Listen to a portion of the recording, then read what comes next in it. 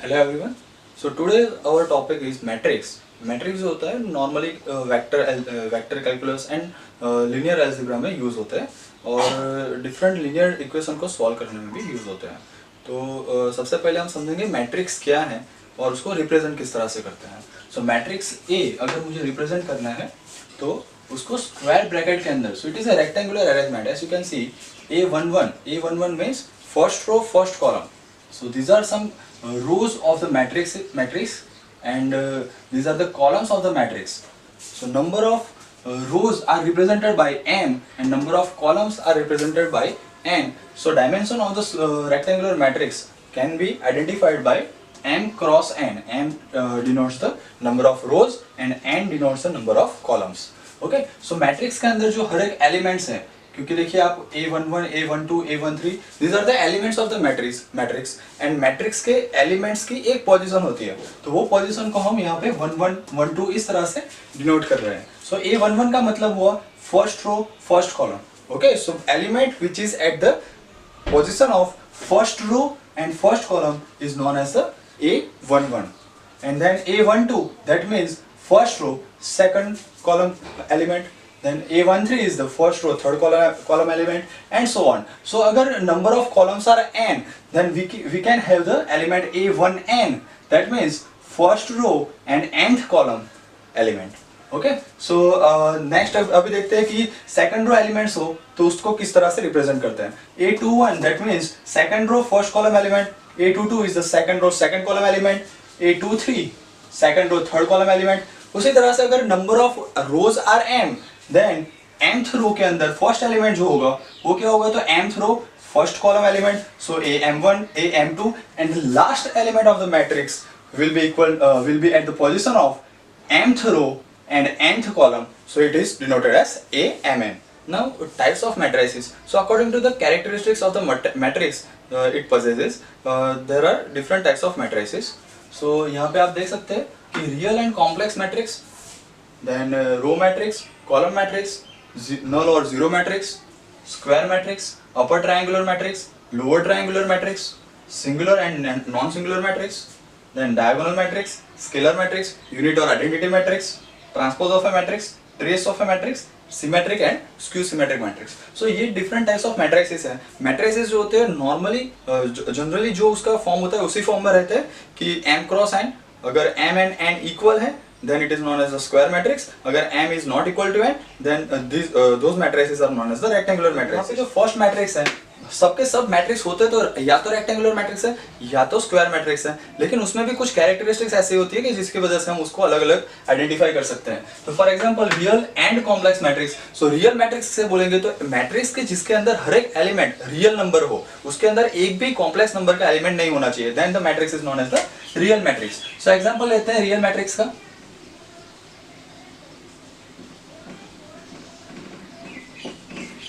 तो अगर हर एक entry 1 2 3 -3 4 √2 0 1 5 then the matrix is known as a real matrix. क्योंकि आप देख सकते हो कि यहाँ पे कोई भी कॉम्प्लेक्स नंबर का एलिमेंट नहीं है. कॉम्प्लेक्स नंबर मतलब कि जिसके अंदर इमेजिनरी पार्ट भी हो, मतलब यहाँ पे i वाला कोई टर्म नहीं है, then the matrix is known as the real matrix. लेकिन अगर यहाँ पे कोई ऐसा i plus 1 जैसा टर्म आ गया, then the complex number is present as one of the element of the matrix, then it is known as the complex matrix.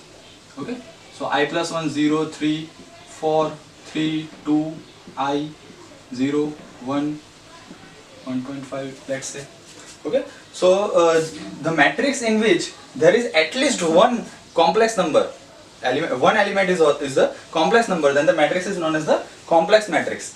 So this is the example of complex matrix.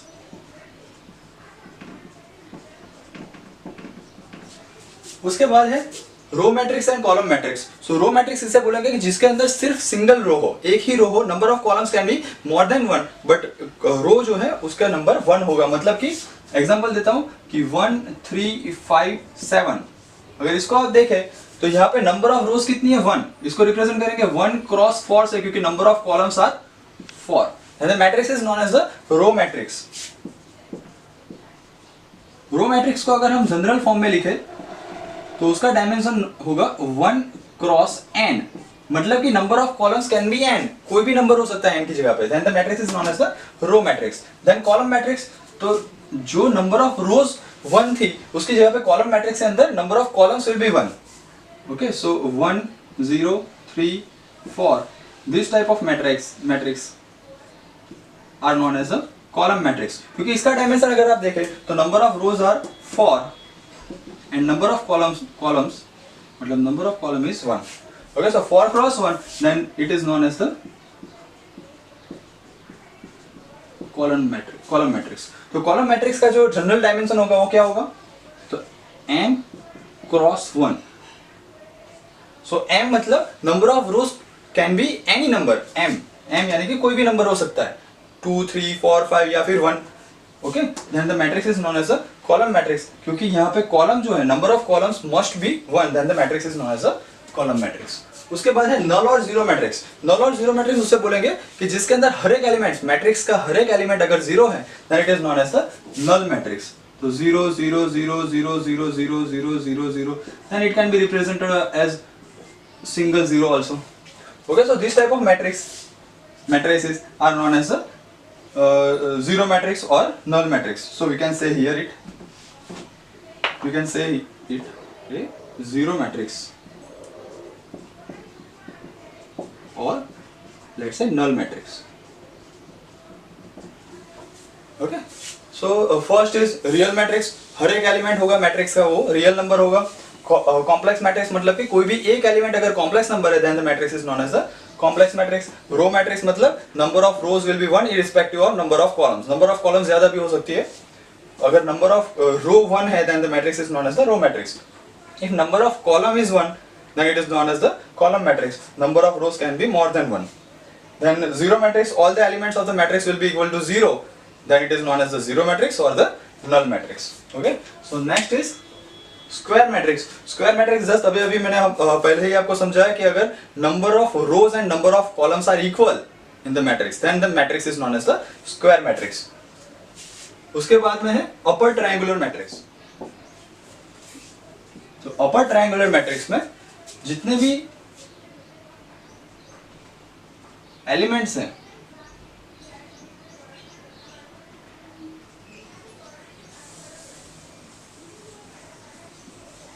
तो आप देख सकते हो इस type के matrix को अपर triangular matrix बोलेंगे। तो मतलब कि डायगोनल और उसके ऊपर का जो ट्रायंगल बन रहा है यहाँ पे उसमें ही रियल नंबर या फिर रियल नंबर के एंट्रीज होगी या फिर कोई भी नंबर के एंट्रीज होगी, लेकिन जो डायगोनल के नीचे के टर्म्स हैं उसके अंदर हर एक एलिमेंट की एंट्री 0 होगी। Then the matrix is known as the upper triangular matrix. इसका रिवर्स है लोअर ट्रायंगुलर मैट्रिक्स में।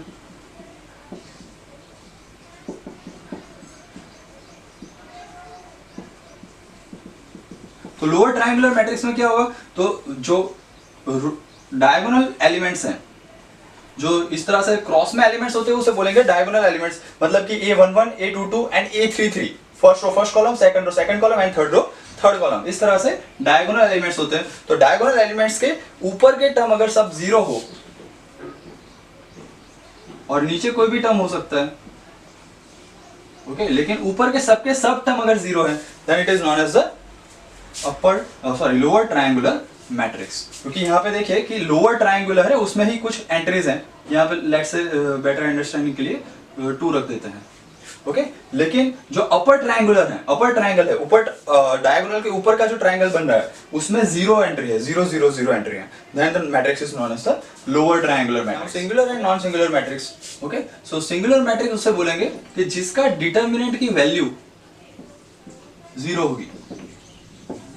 ओके, सो अगर मैट्रिक्स ए हमें दिया हुआ है और हमें चेक करने को बोला है कि check if the matrix is singular और नॉट, देन हमें क्या करना है, तो मैट्रिक्स ए का डिटर्मिनेंट फाइंड करना है। अभी डिटर्मिनेंट क्या है तो वो मैं आपको समझाता हूँ, ध्यान से समझिएगा कि डिटर्मिनेंट अगर कोई भी मैट्रिक्स ए हमें दिया हुआ है 1 2 0 3 4 2 1 2 3 रख सकते हैं यहाँ पे 0 2 -1 फॉर एग्जाम्पल, और हमें बोला है कि check if the matrix is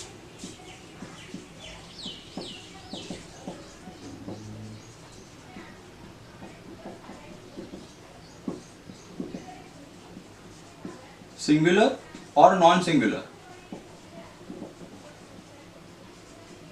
okay so कोई भी एक मैट्रिक्स दिया हुआ है A इज इक्वल टू 1 2 3 3 4 2, इस तरह से कोई भी एक मैट्रिक्स दिया हुआ है और हमें पूछा गया है कि check if the matrix is singular और नॉन सिंगुलर। तो सिंगुलर मैट्रिक्स उसे बोलेंगे जिसका डिटर्मिनेंट की वैल्यू 0 है। तो डिटर्मिनेंट की वैल्यू कैसे फाइंड करते हैं, उसे डिनोट करते हैं मोड ऑफ A से। ओके सो यहाँ पे मोड ऑफ A यानी कि डिटर्मिनेंट ऑफ A। तो मैट्रिक्स को इस तरह से हम डिटर्मिनेंट के अंदर रख देंगे 1 2 3 3 4 2 0 2 -1। Okay, so this is the symbol or we can say denotation of the determinant of matrix A. Now determinant calculate करने के लिए आपको क्या करना है, कोई भी रो या कॉलम पकड़ लेना है, सिर्फ कोई भी एक रो या फिर उसकी कॉलम या फिर कॉलम पकड़ना है। ओके तो मैं अगर 1 2 3 मतलब कि फर्स्ट रो को कंसिडर कर रहा हूँ, तो फर्स्ट रो के अंदर ये एलिमेंट जो होगा उसको हम पॉजिटिव साइन देंगे, ये एलिमेंट जो है उसको नेगेटिव साइन देंगे और ये एलिमेंट को पॉजिटिव साइन देंगे। ओके अगर पूरे मैट्रिक्स के अंदर डिटर्मिनेंट फाइंड करने के लिए हर एक एलिमेंट के अगर साइन आपको समझनी है तो कैसे समझना है, तो ये प्लस माइनस प्लस था, यहाँ पे माइनस प्लस माइनस आएगा, फिर ये प्लस माइनस प्लस आएगा। ओके सो इस तरह से इसके साइन भी किस तरह से डिसाइड होती है तो वो भी मैं आपको समझा देता हूँ। ये जो है वो फर्स्ट रो फर्स्ट कॉलम बोलेंगे इसको, इस एलिमेंट को क्या बोलेंगे, फर्स्ट रो फर्स्ट कॉलम, उसकी पोजीशन है A11 बराबर। तो क्या करना है, तो -1 फर्स्ट रो फर्स्ट कॉलम है तो 1 + 1 हो जाएगा, -1 + 1 इन शॉर्ट आपको करना है -1 m + n, m यानी कि number of row and n माने के number of columns. Okay so -1 m + n करेंगे तो आपको पता चल जाएगा कि कौन से एलिमेंट के साथ में कौन से साइन आएगी। ओके सो फर्स्ट एलिमेंट के लिए -1/2 -1 की इवन पावर पॉजिटिव हो जाएगी। उसी तरह से सेकंड एलिमेंट है उसे क्या बोलेंगे, फर्स्ट रो सेकंड कॉलम, तो -1 फर्स्ट रो सेकंड कॉलम 1 + 2 यानी कि 3 -1/3 -1 आएगा, तो ये माइनस साइन आएगी यहाँ पे। ओके इस तरह से हम इसके साइन रिप्रेजेंट कर सकते हैं। अभी ये क्या करना है हमें, तो सबसे पहले क्या करना है, कोई भी रो या कॉलम को कंसिडर करना है डिटर्मिनेंट फाइंड करने के लिए। मैं फर्स्ट रो कंसिडर कर लेता हूँ 1 2 3 वाली। तो क्या करना है, तो फर्स्ट रो का फर्स्ट एलिमेंट जो है 1 उसे लिखना है, फिर उसके रो एंड कॉलम को हाइड कर देना है बराबर। तो रो एंड कॉलम को नहीं देखना है और उसके बाद में जो एलिमेंट्स बचते हैं उसमें क्रॉस मल्टीप्लिकेशन होगा। तो 4 × -1 यानी क्या हो जाएगा, -4 माइनस करके 2 × 2 यानी कि 4। उसके बाद में सेकंड एलिमेंट है, तो सेकंड एलिमेंट में क्या है, -2 है क्योंकि यहाँ पे साइन देखिए माइनस है। और रो एंड कॉलम को आपको हाइड कर देना है, मतलब कि उसको नहीं देखना है। तो क्या होगा, रो एंड कॉलम को हाइड कर लो और फिर उसके बाद में जो एलिमेंट्स बचे यानी कि 3 2 0 एंड -1, अभी ये साइन कंसिडर करने की जरूरत नहीं है। जो भी रो या कॉलम आप कंसिडर कर रहे हो उसकी साइन देखनी होती है। उसके अकॉर्डिंग यहाँ पे पहले हमने 1 को रो एंड कॉलम को हाइड कर देना है, उसके बाद में जो एलिमेंट्स बचे उसमें क्रॉस मल्टीप्लिकेशन करना है। तो 4 × -1 -4 माइनस करके इन दोनों का मल्टीप्लिकेशन यानी कि 2 × 2 क्या होगा 4। ओके सो इन दोनों का मल्टीप्लिकेशन माइनस इन दोनों का मल्टीप्लिकेशन। उसी तरह से 2 आएगा, लेकिन 2 का साइन जो है वो माइनस आएगा। ये कैसे डिसाइड किया, -1/2 इसका पोजीशन से, -1/2 फर्स्ट रो सेकंड कॉलम, तो 1 + 2 यानी कि 3 हो जाएगा, -1/2 ऑड नंबर यानी कि -1, इसलिए माइनस साइन आएगा। सो -2 × अभी 2 की रो एंड कॉलम को हाइड कर लो, मतलब कि उसको नहीं देखना है, उसकी रो एंड कॉलम को नहीं देखना है। तो बाकी जो बचे एलिमेंट्स उसमें क्रॉस मल्टीप्लिकेशन करना है। 3 × -1 -3 हो जाएगा, -2 × 0 यानी कि 0 हो जाएगा। उसके बाद में लास्ट एलिमेंट बचा 3, उसमें प्लस साइन आएगी क्योंकि -1/2 ये है फर्स्ट रो थर्ड कॉलम, -1/1 + 3 यानी कि 4 -1/4 -1 की इवन पावर यानी कि +1 हो जाएगा। और उसकी रो एंड कॉलम को हमें नहीं देखना है, क्रॉस मल्टीप्लिकेशन करो, ये रो एंड कॉलम को हाइड करके क्रॉस मल्टीप्लिकेशन करते हैं। तो 3 × 2 होगा 6 -4 × 0 हो जाएगा 0। अभी थोड़ा सिंप्लीफाई कर लेते हैं, -4 यानी कि -8 × -2 × -3 +6 हो जाएगा, +3 × 6 यानी कि 18 +18 18 - 8 10 10 + 6 यानी कि 16। इसकी value is not equal to 0। Okay determinant हमने कैलकुलेट किया, डिटर्मिनेंट की वैल्यू अगर इज इक्वल टू 0 आती then the matrix is known as the singular matrix. अगर डिटर्मिनेंट की value is not equal to 0 then the matrix is known as the non singular matrix. So यहां से आप क्या बोल सकते हो कि determinant of A is not equal to 0, so matrix A is non-singular matrix. Now you know what is the determinant of the matrix, then you can understand better now. So if the matrix का determinant 0 है, okay, so matrix का अगर determinant 0 है, then the matrix is known as singular matrix.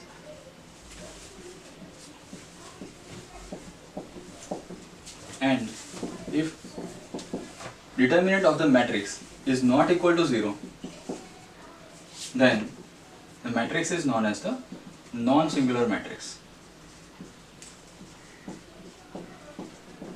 Okay, so ये था singular and non singular matrix. उसके बाद में है डायगोनल मैट्रिक्स. तो डायगोनल मैट्रिक्स में क्या होगा, तो जो भी आपको मैट्रिक्स दिया गया है उसमें बाकी सब एलिमेंट जीरो हो गए, सिर्फ डायगोनल एंट्रीज होगी.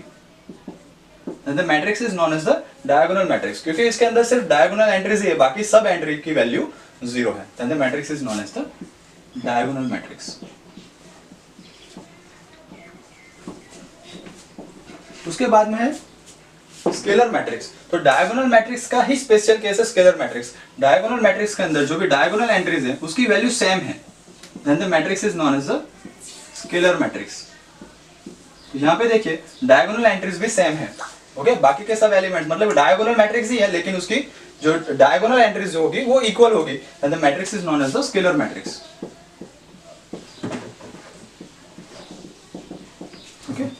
नेक्स्ट इज यूनिट और आइडेंटिटी मैट्रिक्स. तो स्केलर मैट्रिक्स का भी एक स्पेशल केस कंसीडर करते हैं कि जो भी डायगोनल एंट्रीज जो है वो इक्वल तो होगी ही, लेकिन उसकी वैल्यू स्पेसिफाई कर लेते हैं. अगर 1 है, okay, then 1 0 0 0 1 0 and 0 0 1, and the matrix is known as the identity matrix और यूनिट मैट्रिक्स. आइडेंटिटी और यूनिट मैट्रिक्स. यूनिट मैट्रिक्स की एक प्रॉपर्टी है कि मैट्रिक्स के साथ में अगर उसका मल्टीप्लिकेशन किया जाए तो वही मैट्रिक्स हमें वापस मिल जाएगा. A cross I is equal to matrix A. Okay, so matrix का मल्टीप्लिकेशन कैसे करते हैं, वो भी जिस तरह से हम जो रियल नंबर का मल्टीप्लिकेशन करते हैं उस तरह से मैट्रिक्स का मल्टीप्लिकेशन नहीं होता है. मैट्रिक्स के मल्टीप्लिकेशन के लिए अलग मेथड है, वो हम दूसरे लेक्चर में समझेंगे. अभी के लिए इतना समझिए कि कोई भी मैट्रिक्स को अगर आइडेंटिटी मैट्रिक्स के साथ में मल्टीप्लाई किया जाए तो सेम मैट्रिक्स, सिमिलर मैट्रिक्स हमें वापस मिलता है. ओके, सो आइडेंटिटी मैट्रिक्स और यूनिट मैट्रिक्स, जिसमें क्या होगा, डायगोनल एंट्रीज जो होगी वो 1 होगी, बाकी सब एंट्रीज की वैल्यू 0 होगी. Now transpose of a matrix. तो मैट्रिक्स A अगर दिया गया है और उसकी रो एंड कॉलम को हम इंटरचेंज करते हैं, ओके, सो जो भी रोज हैं उसको कॉलम वाइज लिखेंगे और कॉलम जो होगी वो ऑटोमेटिकली रो के फॉर्म में हो जाएगी. देन द मैट्रिक्स, तो उसी मैट्रिक्स का ट्रांसपोज फाइंड किया बोलेंगे. ओके, सो मैट्रिक्स A अगर दिया हुआ है 3 4 -2 0 3 1 देन 2 1 0, फॉर एग्जाम्पल ये हमें मैट्रिक्स दिया हुआ है, तो उसका ट्रांसपोज हम कैसे फाइंड करेंगे. तो ट्रांसपोज को डिनोट करेंगे A और उसके पावर में लिखेंगे T. So this is the denotation of the transpose of a matrix A.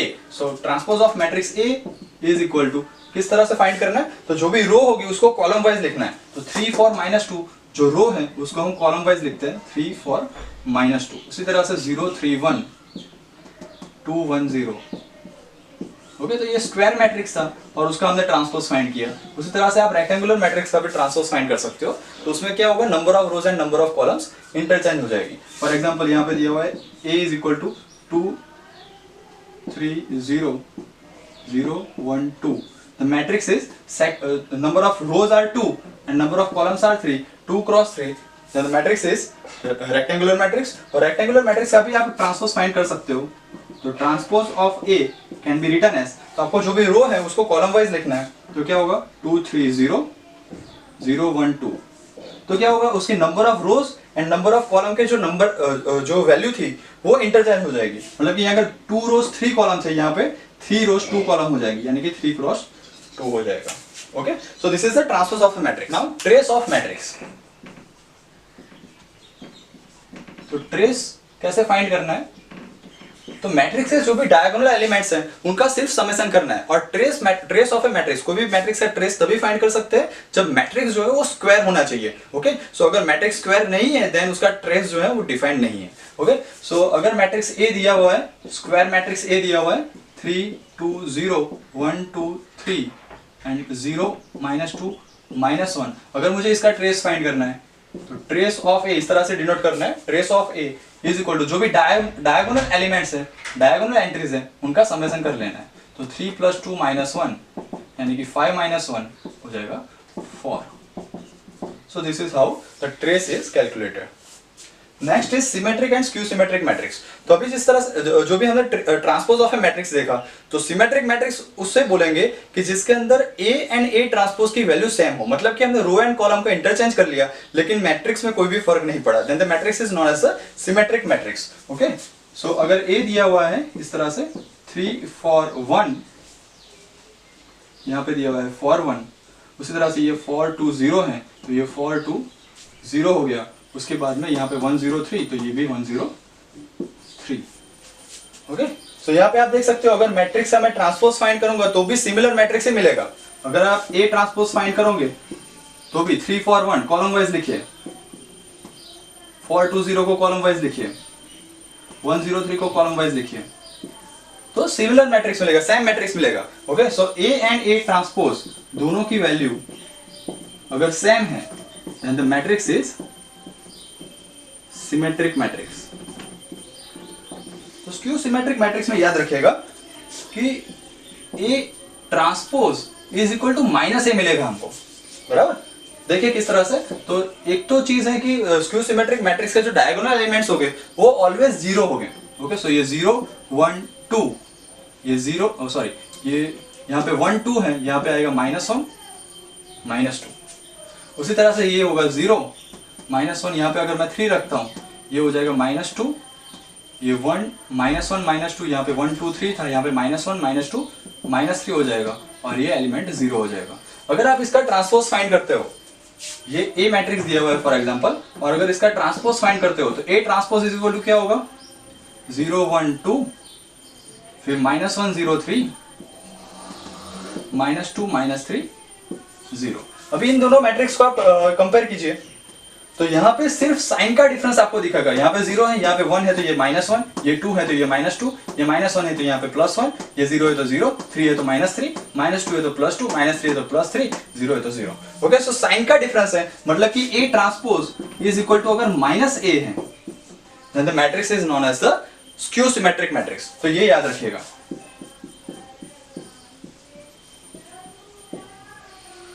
Skew symmetric matrix. तो स्क्यू सिमेट्रिक मैट्रिक्स का जो जनरल फॉर्म होगा वो कैसा होगा? स्क्यू सिमेट्रिक मैट्रिक्स का जनरल फॉर्म, तो एक तो उसके डायगोनल एलिमेंट्स जो हो गए वो 0 हो गए, वो तो फाइनल है। यहाँ पे ये 1 2 3 को अगर मैं इस तरह से लिखता हूँ, ये first row first column sorry first row second column है, तो ये A12 होगा। ओके, ये हो जाएगा A13। यहाँ पे क्या होगा, तो यहाँ पे अगर A12 है तो यहाँ पे साइन चेंज हो जाएगी, A12 है तो यहाँ पे -A12 आएगा, ये 0, यहाँ पे इसको बोलेंगे सेकंड रो थर्ड कॉलम, तो ये हो जाएगा A23। फिर यहाँ पे क्योंकि ये A12 इसका माइनस था, A13 का माइनस यहाँ पे आएगा तो -A13, A23 का माइनस यहाँ पे आएगा यानी कि -A23, और ये डायगोनल एलिमेंट 0 होगा। So this is the general form of the skew symmetric matrix. अगर ऐसा कोई मैट्रिक्स आपको दिखे then the matrix is skew symmetric matrix. Okay, so ये थे टाइप्स ऑफ मैट्रिक्स। अभी नेक्स्ट हम जाएंगे how to find the rank of a matrix. Matrix का rank, next topic is rank of a matrix. अगर किसी भी मैट्रिक्स का अगर आपको रैंक फाइंड करने को बोला है तो क्या करना है? तो मैट्रिक्स का रैंक फाइंड करने के लिए दो मेथड हैं, नॉर्मली सबसे ज्यादा यूज होती है दो मेथड है। एक मेथड है डिटर्मिनेंट की मेथड और दूसरी मेथड है रिडक्शन ऑफ रो या फिर reduction of column method. Okay, so उसको मैट्रिक्स को नॉर्मल फॉर्म में कन्वर्ट करके भी आप मैट्रिक्स का रैंक फाइंड कर सकते हो। लेकिन एक जो फर्स्ट मेथड है, सबसे पहले हम जो पढ़ने वाले हैं वो मेथड ऑफ डिटर्मिनेंट। तो रैंक फाइंड करने के लिए जो डिटर्मिनेंट वाली मेथड है वो मैं आपको आज एक्सप्लेन कर रहा हूँ। सो मेथड ऑफ डिटर्मिनेंट्स यहाँ पे हम स्पेसिफाई कर लेंगे, मेथड ऑफ डिटर्मिनेंट्स।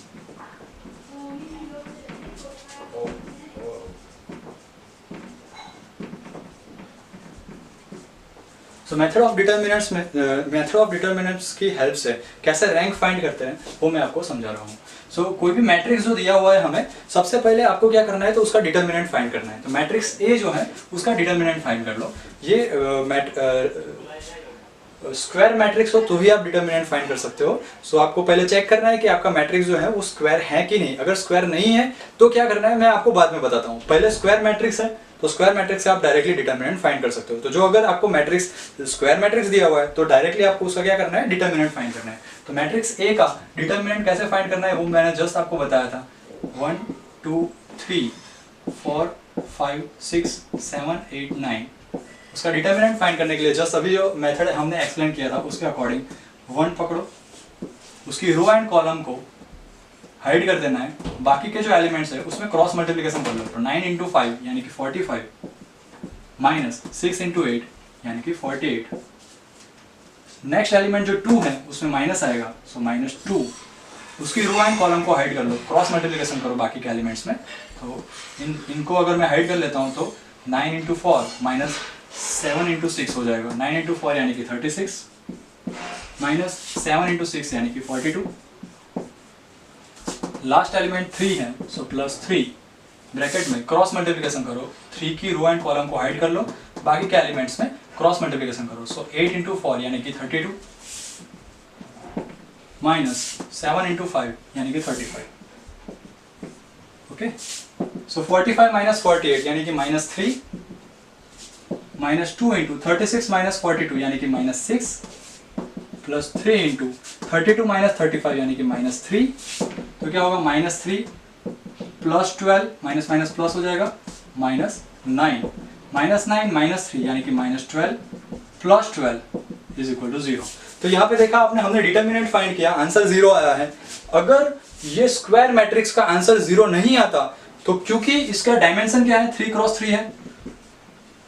अगर स्क्वायर मैट्रिक्स है और उसका आप डिटर्मिनेंट फाइंड कर रहे हो और उसका डिटर्मिनेंट अगर 0 आता है तो उसका रैंक जो होगा वो 3 से कम होगा। ओके, सो यहाँ पे क्योंकि डिटर्मिनेंट ए की वैल्यू, determinant of A is equal to 0, तो इसके ऊपर से हम क्या बोल सकते हो, तो रैंक ऑफ ए डिनोट करने के लिए हम रो लिखेंगे, रो ऑफ ए, ये सिंबल को रो बोलते हैं।